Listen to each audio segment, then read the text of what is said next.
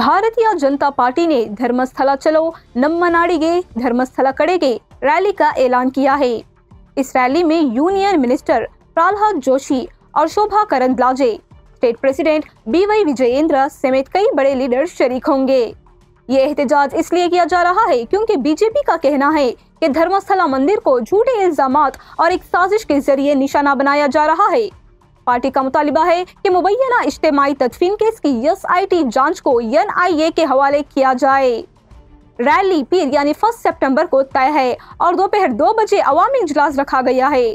धर्मस्थला जो जनूबी कन्नड़ जिले के एक अहम तीर्थ है, आज इस एहतजाज का मरकज है। रियासती के मुख्तलिफ हिस्सों से बीजेपी कारकुन बसों और निजी गाड़ियों के जरिए यहाँ पहुँच रहे हैं।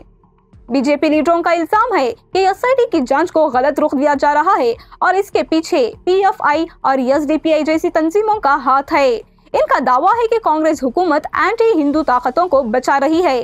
पार्टी कहती है कि ये रैली धर्मस्थला मंदिर के तक़द्दुस और अजमत के दफा के लिए निकाली जा रही है।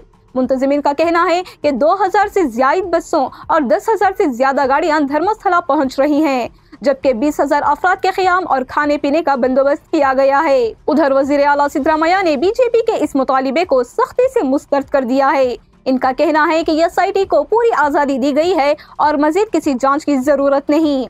वज़ीर आला ने सवाल उठाया कि जब बीजेपी इख्तिदार में थी तो इसने इसी तरह के मामलात को NIA या CBI के हवाले क्यों नहीं किया।